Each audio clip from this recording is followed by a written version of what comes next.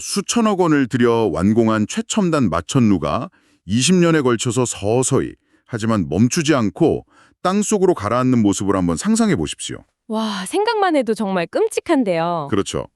혹은 지진 한 번에 단단했던 땅이 막 순식간에 늪처럼 변해버려서 건물 전체가 기울어지는 상황은 어떤가요? 청취자 여러분, 우리가 매일 무심코 밟고 서 있는 이 고요한 땅 아래에서는요, 사실 지금 이 순간에도 물과 흙, 그리고 인간이 꽂아넣은 구조물 사이에 치열한 역학적 전쟁이 벌어지고 있습니다. 네, 맞습니다. 보이지 않는 곳에서 엄청난 힘겨루기가 일어나고 있죠. 그래서 오늘 딥다이브에서는 기술사 시험 합격의 변별력을 가르는 핵심이자 이 보이지 않는 전쟁의 승패를 결정짓는 10개의 심화 공식을 완벽하게 해체해보려고 합니다.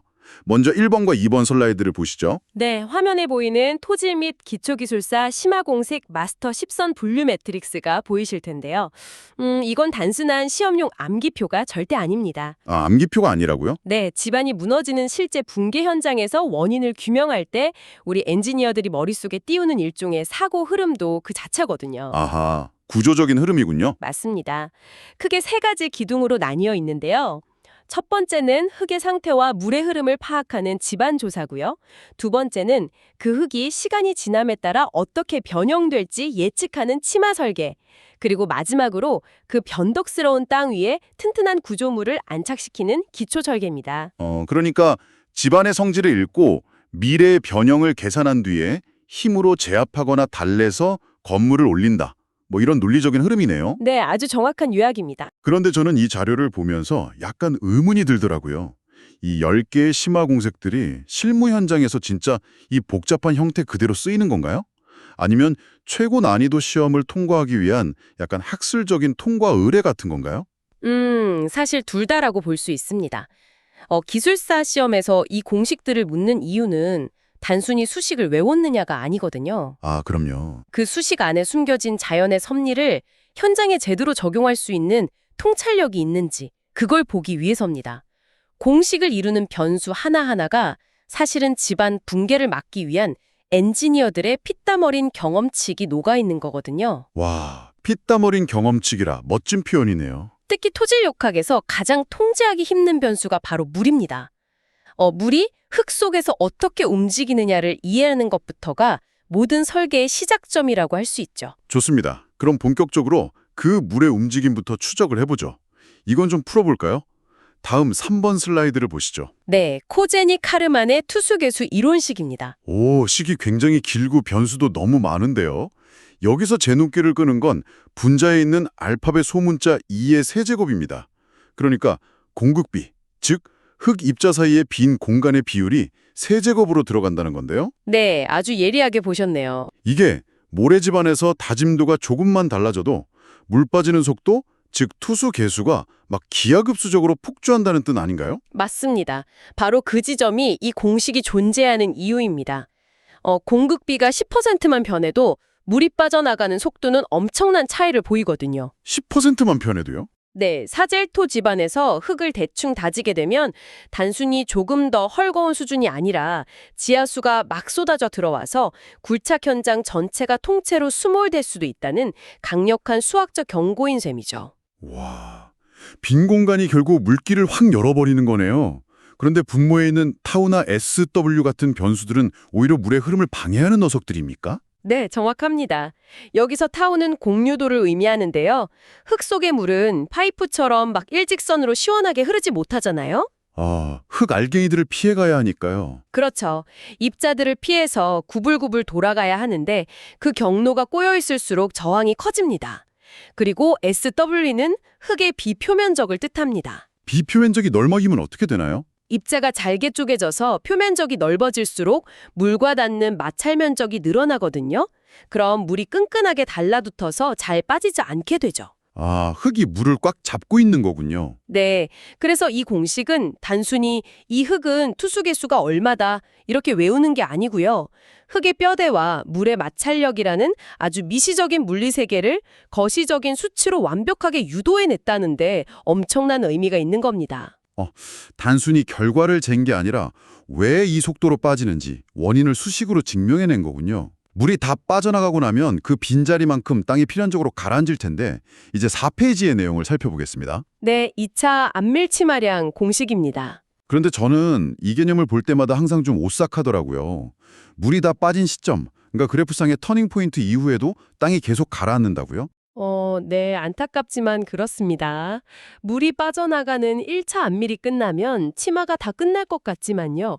유기질토나 고소성 점토 같은 연약 지반에서는 물이 다 빠진 이후에도 현상이 이어집니다. 물도 없는데 왜 가라앉는 거죠? 흙입자 자체가 건물 하중을 이기지 못하고 스멀스멀 찌그러지면서 자기들끼리 재배열되는 크립 현상이 발생하거든요. 이게 바로 2차 안밀입니다. 아, 입자가 찌그러지는 거군요. 일본의 간사이 공항이 바다를 메워 만든 연약 지반 위에 지어졌다가 수십 년째 끊임없이 가라앉고 있어서 천문학적인 유지 보시 비용을 쓰고 있다는 다큐멘터리를 본 적이 있거든요. 네, 아주 대표적인 사례죠. 바로 이 현상 때문이군요. 수식을 보면 SS는 C알파 곱하기 H 곱하기 로그 T1분의 T2인데 시간 변수가 로그 스케일로 들어가 있습니다. 이 말은 건물을 지은 지 1년 차던 100년 차던 치마가 영원히 멈추지 않는다는 뜻으로 해석되는데요. 네, 맞아요. 그럼 실무에서는 도대체 언제 치마가 끝난다고 판단하고 설계로 확정하는 겁니까? 정말 아주 현실적이고 날카로운 지적이십니다. 로그 스케일의 특성상 수학적으로는 무한대까지 치마가 이어지는 게 맞습니다. 하지만 실무에서는 구조물의 내구 연한 보통 50년이나 100년으로 시간을 제한해서 그때까지 발생하는 총 치마량을 계산합니다. 아, 기한을 딱 정해두는 거군요. 그렇죠. 여기서 가장 치명적인 변수가 바로 C알파, 즉 2차 압축 지수입니다. 이 로그 T 곡선에서 100% 안밀 이수에 나타나는 꼬리 부분의 선형 기울기인데요. 그 기울기가 중요하군요. 네, 이 C알파 값을 얼마나 정확하게 찾아내느냐가 50년 뒤 이 건물의 1층이 땅에 파묻힐지 않을지를 결정하게 됩니다. 물이 빠지고 흙이 찌그러지고 집안이라는 건 결국 끊임없이 변형하는 덩어리네요. 그렇다면 이런 변덕스러운 집안 위에 도대체 어떻게 건물을 올려야 안전할까요? 다음 5번 슬라이드를 보시죠. 배기식의 집안 반력계수 공식이 나옵니다. 저는 이 공식을 처음 봤을 때 솔직히 숨이 턱 막혔습니다. 분모 분자에 12제곱근이 떡하니 씌워져 있고 안에 복잡한 변수들이 잔뜩 얽혀 있잖아요. 실무 현장에서 기초를 세울 때마다 건물의 구조물 강성과 집안 탄성 계수를 이 복잡한 수식에 일일이 다 대입해서 계산한다는 게 말이 됩니까? 너무 학술적인 접근 아닐까요? 하하, 처음 보면 복잡해 보이는 게 당연합니다. 하지만 이 12제곱근이라는 약간 흉악해 보이는 형태 안에 역설적으로 현장 엔지니어들을 안심시키는 수학적 비밀이 숨어 있거든요. 네. 12제곱근이 오히려 엔지니어를 안심시킨다고요? 그게 무슨 뜻이죠? 공식을 한번 뜯어볼까요? 분모에 있는 이 I와 IF는 상부 기초 구조물의 강성입니다. 건물이 얼마나 뻣뻣한지를 나타내죠. 네, 건물 쪽 변수군요. 그리고 분자의 이 S는 집안의 탄성계수입니다.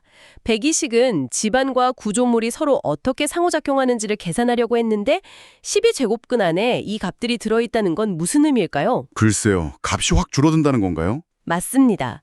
내부의 강성값이 100배, 아니 1000배가 변하더라도 12번 거듭제곱근을 씌워버리면 튀어나오는 최종 결과값, 즉 집안 반력계수 KS의 변동폭은 엄청나게 좁혀진다는 뜻입니다. 아, 그러니까 구조물이 조금 유연하든 굉장히 뻣뻣하든 최종적으로 집안이 느끼는 스프링 상수값은 극단적으로 막 널뛰지 않도록 수학적인 댐퍼 역할을 해주는 거군요. 정확합니다.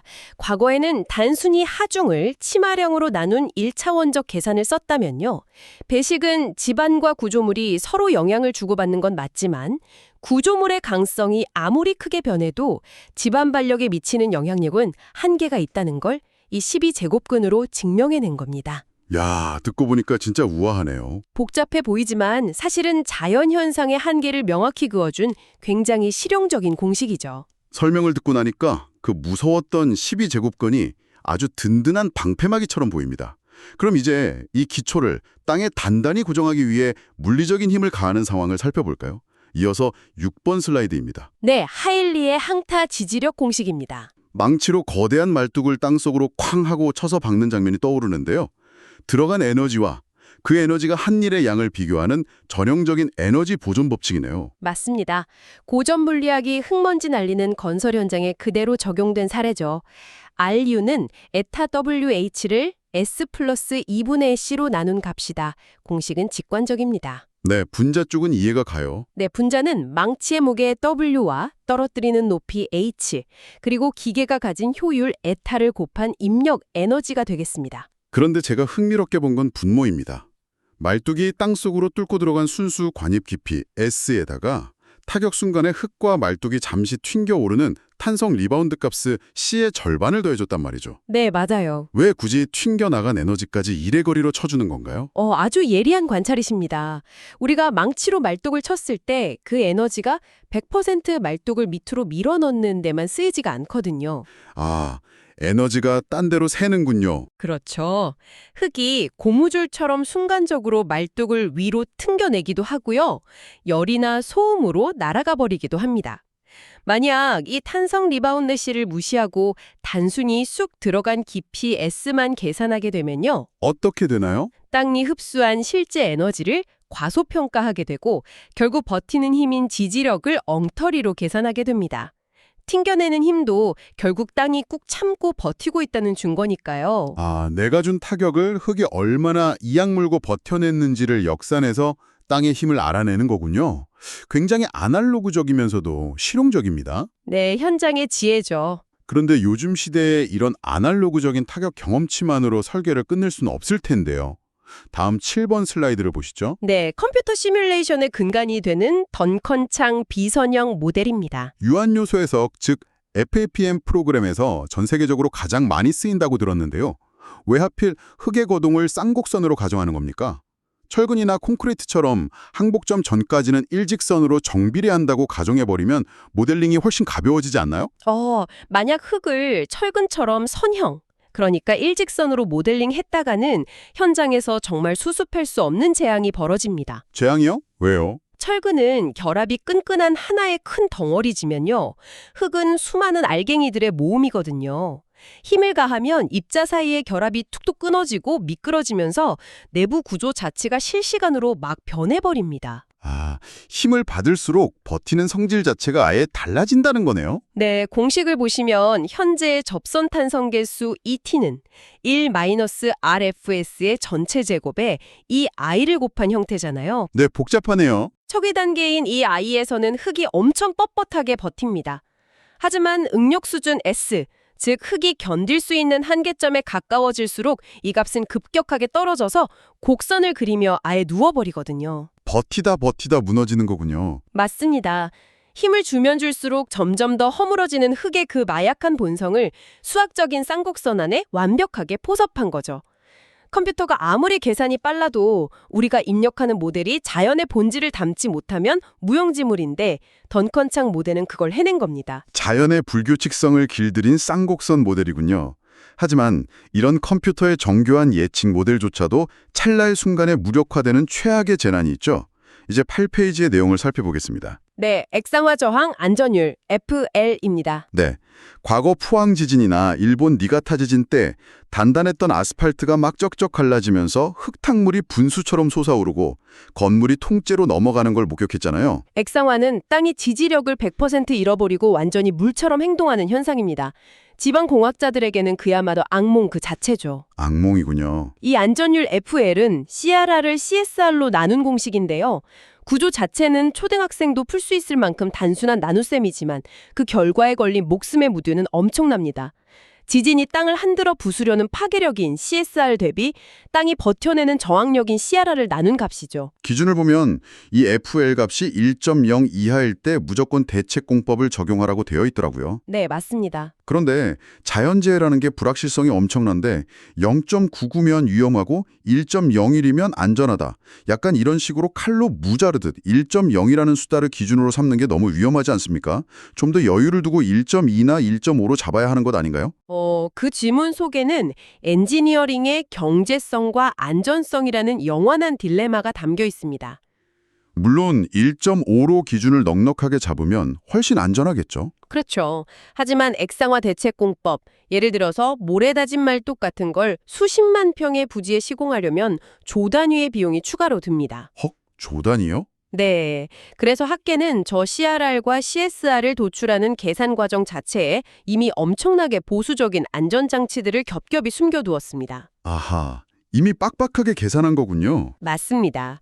즉, 공식상으로 1.0이라는 숫자가 나오더라도 이미 그 안에는 최악의 지진파와 최악의 집안 상태를 가정한 가혹 조건이 다 반영되어 있는 겁니다. 1.0 이하가 나왔다는 건 그 가혹 조건을 뚫고 실제로 파괴될 확률이 임계점을 넘었다는 비상 사이렌이나 다름없는 거죠. 1.0이라는 숫자 자체가 이미 수많은 방어선을 치고 난 뒤에 최후 통첩 같은 거군요. 지진 같은 극단 상황을 가정해 보니까 평범한 이론과 극단 실무 사이의 괴리가 좀 더 뚜렷해집니다. 다음 9번 슬라이드로 넘어가겠습니다. 네, 브룸스의 횡방향 극한 지지력 공식입니다. 이건 말뚝이 옆으로 밀리는 힘을 버티는 능력을 계산하는 건데요. 점성토 집안 기준 공식을 보면 QU는 9 곱하기 CU 곱하기 D에다가 L-1.5D를 곱했단 말이죠. 여기서 또다시 엔지니어의 극단적인 타협이 보입니다. 어떤 부분을 말씀하시는 걸까요? 전체 말뚝 길이 L에서 굳이 1.5D라는 깊이만큼을 아예 마이너스 처리해버렸어요. 지표면 근처의 흙이 버티는 저항력은 계산해서 아예 빼버리겠다는 뜻인데 이건 너무 과도한 손실 처리 아닙니까? 만약 실험실의 책상 물림 엔지니어라면 절대 그렇게 빼지 않았을 겁니다. 지표면 흙도 분명히 물리적인 마찰력을 조금이라도 가지고 있으니까요. 그러니까요. 하지만 브롬스는 진흙탕 현장을 직접 뒹굴어 본 사람이었죠. 점토 집안에 박힌 말뚝이 옆으로 강한 힘을 받게 되면요. 깊은 곳의 흙은 말뚝을 꽉 잡아주지만 지표면 근처 얇은 곳의 흙은 저항하기는커녕 위로 불룩 솟아오르면서 그냥 찢어져 버립니다. 오히려 땅에 들고 일어나는군요. 네, 이걸 전문용어로 히빙 또는 쐐기 파괴라고 부릅니다. 그러니까 방어선이 완전히 무너져버리는 취약구역이 지표면 근처라는 거군요. 맞습니다. 그래서 브룸스는 선언을 한 겁니다. 말뚝 직경 뒤에 1.5배 깊이까지는 어차피 흙이 찢어져서 저항력이 0이 될 테니 아예 기대도 하지 말자고요. 야, 과감하네요. 자연의 변덕스러움 앞에서 불확실한 수치를 믿느니 깔끔하게 포기하고 구조를 더 튼튼하게 설계하자는 실무적인 철학이 이 1.5D라는 짧은 수식안에 깊이 박혀 있는 겁니다. 와, 이론적 완벽함보다 현장의 생존을 딱 택한 거네요. 힘이 흙을 어떻게 부수는지 알아봤으니 이번에는 힘이 땅속으로 어떻게 조용히 스며드는지 그 분포를 한번 들여다보죠. 이어서 10번 슬라이드를 보시죠. 웨스터가드의 지중 응력 공식입니다. 건물의 무거운 하중이 땅 아래로 퍼져나가는 걸 계산하는데 항상 클래식 모델인 부시네스크와 끊임없이 비교가 되더라고요. 부시네스크가 약간 이상적인 고무덩어리 같은 땅을 가정했다면 웨스터가드는 현실의 땅을 어떻게 바라본 건가요? 부시네스크는 땅을 상하좌우 성질이 완벽히 똑같은 등방성 물질로 봤습니다. 응력이 물방울 퍼지듯이 둥글고 예쁘게 퍼진다고 본 거죠. 현실은 그렇지 않잖아요. 그렇죠. 그래서 웨스터가드는 잠깐 현실의 땅은 오랜 세월 층층이 퇴적된 시루떡 같은 닫힌 구조잖아 하고 이의를 제기한 겁니다. 가로로 층이져 있는 이방성 집안에서는 힘이 전달될 때 층과 층 사이가 버텨주면서 부시네스크 모델과는 전혀 다른 응력 분포를 보이게 되거든요. 포화송비라는 변수가 들어가서 그 층 간의 성질을 통제하는데요. 그럼 결과적으로 건물이 누르는 힘이 역으로 덜 퍼지고 아래로 막 뾰족하게 꽂힌다는 뜻인가요? 아닙니다. 오히려 정반대입니다. 그게 바로 이 모델의 핵심 반전이거든요. 반대라고요? 네, 단단한 수평형 지층들이 힘을 옆으로 널찍하게 분산시켜주기 때문에 하중 바로 밑 깊은 곳으로 전달되는 수직 응력의 집중도는 부시네스크 모델보다 오히려 적게 나타납니다. 층이 힘을 분산시켜주는군요. 만약 얇고 단단한 안반층이 겹겹이 있는 지형인데 이걸 부시네스크로만 계산해버리면 하부 집안이 받을 스트레스를 지나치게 과대평가하게 됩니다. 결과적으로 불필요하게 거대한 기초를 설계하는 엄청난 돈 낭비를 초래할 수 있죠. 지질학적 진실을 수학으로 아주 정확하게 번역해낸 훌륭한 사례네요. 시루떡의 결을 이해하니까 비용까지 절감이 되는군요. 네, 맞습니다. 하준에 의해서 땅이 받는 스트레스를 이야기하다 보니까 오히려 그 스트레스를 이용해 땅을 강하게 훈련시키는 기술이 떠오릅니다. 다음 11번 슬라이드입니다. 네, 점성토 강도 증가율, 이른바 여성토 공법과 관련된 스캠프턴 제한식입니다. 이거 약간 헬스장에서 무거운 바벨을 들어서 근육을 찢고 벌크업하듯이 흙도 무거운 걸 올려두면 단단해진다는 원리죠? 완벽한 비유입니다. 연약 지반의 고무를 짓기 전에 미리 흙산, 즉 델타 PA를 몇 달간 쌓아둡니다. 그러면 물이 짜내어지면서 흙 입자들의 간격이 좁혀지고 강도인 델타 SU가 높아지는 공법이죠. 네네. 그런데 스캠펀턴 공식의 우변을 보면 0.11 더하기 0.0037 PA라고 되어 있죠. 네, 델타 P나 다른 게 없네요. 강도가 얼마나 증가할지를 흙의 소성지수 PI이라는 단 하나의 변수에만 기대어 예측하고 있습니다. 제가 궁금한 게 바로 그 지점입니다. PA가 높다는 건 흙이 물을 많이 머금고 굉장히 끈적끈적한 찰흙 상태라는 뜻이잖아요. 네, 맞아요. 상식적으로 모래처럼 단단한 흙이 더 잘 버틸 것 같은데 왜 끈적한 점토일수록 무거운 걸 올렸을 때 강도 증가율이 비례해서 쑥쑥 올라가는 겁니까? 아주 좋은 질문이십니다. 모래는 애초에 입자가 크고 물이 잘 빠져서 위에서 누른다고 해서 강도가 새삼스럽게 극적으로 변하지가 않습니다. 방금 말씀하신 비유를 빌리자면 이미 벌껍이 끝난 단단한 몸이죠. 아, 모래는 이미 완성형이군요. 반면에 끈적한 점토, 즉 PI가 높은 흙은 내부에 물을 가득 품고 있는 스펀지 같습니다. 초기엔 무력하지만 하중을 가해서 억지로 물을 쫙 짜내고 나면 미세한 찰흙 입자들이 밀착하면서 극적인 구조적 변화를 일으킵니다. 잠재력이 확 터지는 거죠. 와, 흙의 포텐셜이 터지는 거네요. 네, 그래서 엔지니어는 이 공식을 통해서 이 땅은 지금은 늦었지만 6개월 동안 흙을 10m 높이로 쌓아두면 원하는 강도에 정확히 도달할 것이다 라는 대담한 베팅을 할 수 있게 됩니다. 흙에 숨겨진 점재력까지 수식으로 끌어내는군요. 자, 이제 이 기나긴 집안 대장정의 마지막 공식입니다. 마지막 공식인 12번 슬라이드를 보시죠. 네, 깊은 기초에서 쓰이는 말뚝 주면 마찰력의 베타 메서드입니다. 앞서 다룬 항타나 극한 지지력이 말뚝 끝부분이나 횡방향 저항을 받다면 이건 말뚝의 넓은 옆구리와 흙이 부벼지면서 버티는 힘을 구하는 유효응력법이네요. 네, 특히 물이 꽉 차 있는 포화점토 집안에서 흙 입자들만이 순수하게 버티는 힘을 찾아내는 아주 중요한 공식입니다. 식을 보면 마찰력 Fs는 백합값과 수직 유효응력 시그마 V 다시의 곱입니다. 땅속으로 깊이 들어갈수록 흙의 무게 때문에 수직 방향의 유효응력이 커지니까 마찰력도 삼각형 형태로 깊이에 비례해서 쭉쭉 커지는 구조인가 보네요. 맞습니다. 아주 정확히 보셨어요. 여기서 제가 좀 도발적인 의문을 던져보겠습니다. 하단의 보조 공식을 보면 베타는 K0 곱하기 탄젠트 파이 다시입니다. 정지토합 계속 K0로 땅이 말뚝을 꽉 조여주고 흙과 말뚝의 마찰각 파이 다시로 안 미끄러지게 버틴다. 이론은 아주 아름답습니다. 네, 그렇죠. 그런데 유효응력은 깊어질수록 계속 무한정 커지잖아요. 그럼 100m, 200m 깊이 박으면 주면 마찰력이 무한대로 커진다는 겁니까?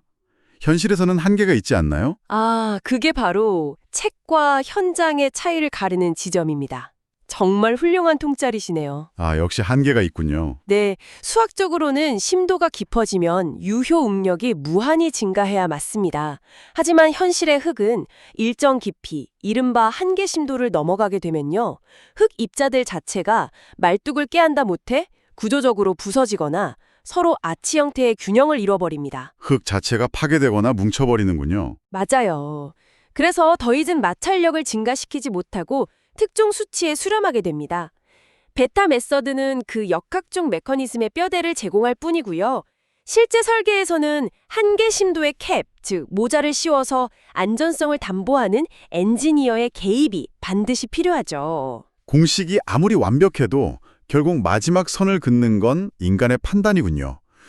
청취자 여러분, 숨가쁘게 집안을 파헤치고 건물을 올리는 10개의 거대한 수학 산맥을 다 넘었습니다. 그런데 이 험난한 공식들이 단순히 최고 난이도 시험지를 채우기 위한 지적 유의에 불과한 걸까요? 이제 13번과 14페이지의 내용을 살펴보겠습니다. 이 공식들이 대한민국 국가건설 기준과 완전히 일치한다고요? 네, 그렇습니다. 오늘 우리가 함께 해체해본 하일리 항타 공식, 베타 메서드, 2차 안밀 치마, 그리고 생명과 직결된 액상화 안전율 FL은 모두 KDS 기초 설계 기준과 집안 설계 기준의 실무 의무 검토 항목으로 딱하니 못 박혀 있습니다. 아예 법으로 정해져 있는 거군요. 네, 법으로 정해놓았다는 뜻입니다. 기술사 시험에서 이 공식들을 묻는다는 건 당신이 계산한 숫자 하나에 수많은 사람의 목숨과 수백억 원의 세금이 걸려 있다는 것을 진심으로 이해하고 있는가, 이걸 묻는 아주 묵직한 자격 검증인 거죠. 책임감을 묻는 거네요. 맞습니다. 이것을 현장의 경험과 결합해서 설명하실 수 있다면 시험의 변별력은 자연스럽게 압도할 수 있을 겁니다. 단지 공식을 달달 암기하는 것이 아니라 그 공식이 왜 태어났고 어떤 비극을 현장에서 막아내고 있는지를 증명하는 과정이 바로 기술사의 길이군요. 청취자님들, 10분 남짓한 시간 동안 집안조사부터 기초설계까지 이 엄청난 밀도의 심층 분석을 함께해 주셔서 감사합니다. 오늘 머릿속에 담으신 이 수식의 물리적 의미들을 다가오는 시험 답안지나 실무회의에서 마음껏 펼쳐보시길 바랍니다. 네, 실무에서도 큰 도움이 되실 겁니다. 마지막으로 여러분께 묵직한 질문을 하나 던지면서 오늘 시간 마무리하겠습니다. 오늘 우리는 완벽하게 깎아지른 듯한 10개의 수학 공식을 들여다봤습니다. 하지만 보시다시피 자연이 만든 불규칙한 흙을 인간의 수학이라는 틀 안에 가둘 때 우리는 1.5D를 과감히 버리거나 한계심도에 캡을 씌우는 등 경험이라는 이름의 타협을 반드시 해야만 했습니다. 네, 어쩔 수 없는 한계였죠. 그렇다면 앞으로 지방공학의 미래는 어디로 향할까요? 엔지니어가 진흙탕 속에서 쌓아 올린 직관과 경험이 영원히 이 수식의 오차를 메우게 될까요? 아니면 방대한 데이터를 먹어치우는 인공지능과 비선형 수치 해석이 마침내 흙알갱이 하나하나의 변도까지 완벽하게 계산해내어 엔지니어의 경험칙을 아예 퇴역시키게 될까요? 내일 아침 출근길, 발밑에 단단한 아스팔트를 딛는 순간 그 아래서 지금도 치열하게 돌아가고 있는 거대한 땅의 역학을 한번 상상해 보시기 바랍니다. 이상으로 오늘의 딥다이브를 마칩니다. 감사합니다.